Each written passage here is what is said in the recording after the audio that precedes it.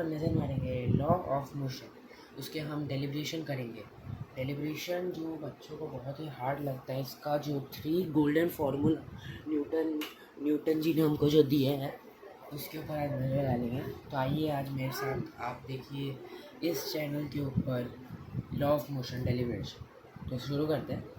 यहाँ पहले लिखा है इक्वेशन, ठीक है। ये एक डायग्राम है जो पेज नंबर जो भी इसका पेज नंबर मैं बता देता हूँ। तो ये पेज नंबर 48 पे है, 48 पे ही है ये पेज, नहीं 48 बोल गया, 8 नंबर पेज पे है। तो हम यहाँ फिर से अब यहाँ देखते हैं, स्टार्ट करते हैं। सबसे पहले ये जो डायग्राम है, इसके अंदर आप अच्छे से पढ़ेंगे कि ए ई जो है वो क्या कहते हैं, ए ई टी है, ठीक है, ए ई टी है।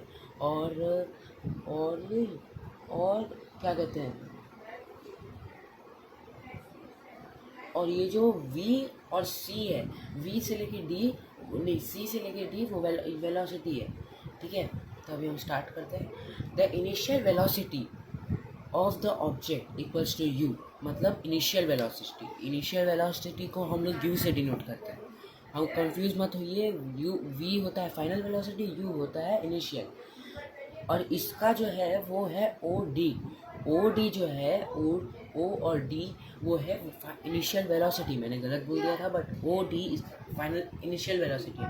और final velocity of the object है v, जो मैंने बोला आपको पहले भी, v है इसका। और इसका जो क्या कहते हैं रेंज है वो है o से लेके c तक, मतलब v से लेके, तो ये c से लेके होता है o से लेके c तक फाइनल वेलोसिटी। और टाइम यहाँ जो दिख रहा है वो है time equals two O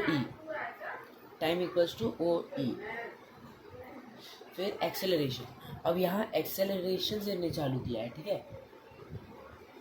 confuse मत होइए, कुछ आपको लगेगा कि हाँ टफ है, इजी है, आप एक बार ध्यान दिएंगे तो कुछ मतलब नहीं है। तो यहाँ हम देखेंगे acceleration equals to change in velocity. अगर आपने चैप्टर को एक बार थॉरली रिवाइज करेंगे तब आपको पता चलेगा एक्सेलरेशन एक ऐसी चीज़ होती है जो हम गाड़ी में एक्सेलरेट करते हैं ना गाड़ी को, वही एक्सेलरेशन भी है। तो उसको फाइंड करने के लिए change in velocity upon time बोलते हैं। और चेंज इन वेलोसिटी फाइंड करने के लिए इसका फॉर्मूला होता है v माइनस यू, मतलब final velocity minus initial upon time. यहाँ जो लिखा है final minus initial velocity upon time, ये थोड़ा सा इम्पोर्टेंट है, ये पूछता है एग्जाम्स में। और फिर यहाँ देखेंगे तो ये जो फाइनल वेलोसिटी का OC था वैल्यू, तो इसने OC पुट कर दिया है। और फिर OD था वैल्यू, तो यहाँ OD पुट कर दिया है। फिर नीचे टाइम का तो T था ही।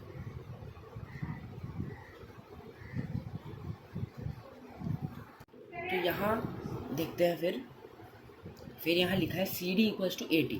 अगर हम CD पे ध्यान दें, CD है वेलोसिटी, CD और यहाँ लिखा है CD इक्वल्स टू AT, मतलब एक्सेलरेशन मल्टीप्लाई बाय टाइम, ठीक है। और अगर देखो वो जो मैंने बोला था मतलब क्या कहते हैं, अपना जो AT का वैल्यू रहता है वो ऑलमोस्ट ऐसा रहता है, एक्सेलरेशन का वैल्यू रहता है v माइनस यू और अपॉन टी, और मेरा को इंग्लिश में लिखे, और v। फिर अभी सेकेंड लाइन में यहाँ जो लिखा है OC इक्वल्स टू क्या कहता है, एक सेकेंड, हाँ लिखा है OC minus OD equals to CD, OC minus CD equals to CD, हाँ OC माइनस CD। अगर हम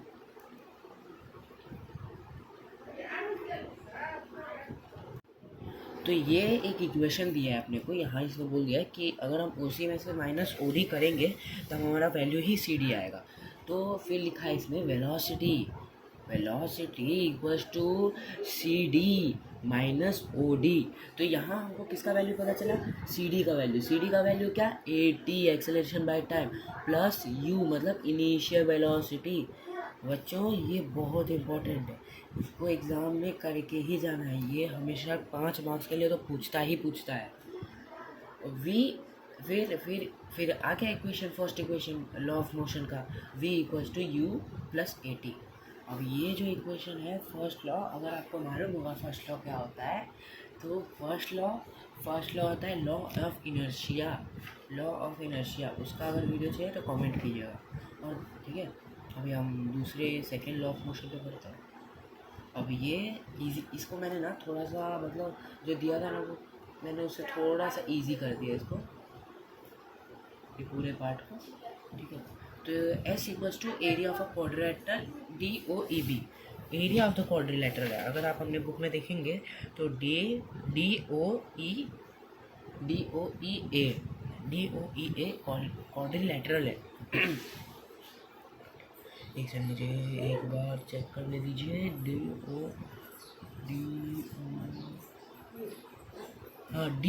ओ ई बी, वो एक ट्राइंगल का फॉर्म ले रहा है, मतलब आधा आधा रेक्टेंगल और एक ट्राइंगल वो ले रहा है, तो मैंने यहाँ गलत लिखा है। ठीक है, ये बच्चों बी है। ठीक है, area of the rectangle plus D O, area rectangle D O E A, area of rectangle D A B. मैंने जो बोला, ये जो फिगर आप क्वाड्रिलेटरल देखेंगे उसके अंदर रेक्टेंगल है डी ओ ए ई या डी ओ ई ए और ट्राइंगल है डी ए बी, और फिर एरिया ऑफ द रेक्टेंगल लिखा है। तो एस पर हमारा जो क्या कहते हैं ये होता है कि वो क्या कहते हैं यार, भूल गया। रेक्टेंगल का, इसने रेक्टेंगल का लिखा है एरिया का, और इसका वैल्यू लिखा है।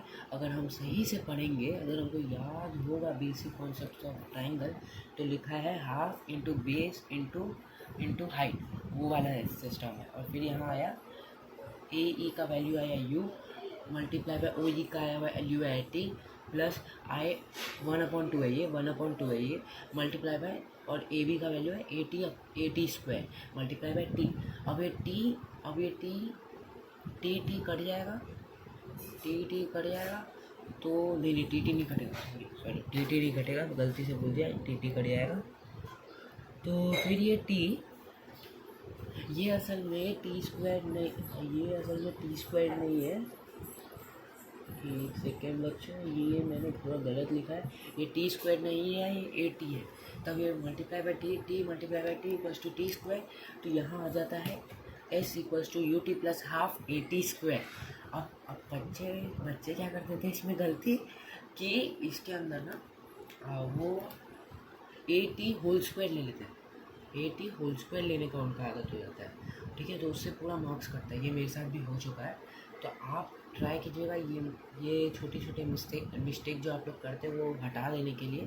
ठीक है, और ये अपना जो आया है, ये आ गया second law of motion. Second law of motion जो है वो मोमेंटम के बारे में। अब अगर आपको चाहिए होगा तो प्लीज़ कमेंट कीजिए।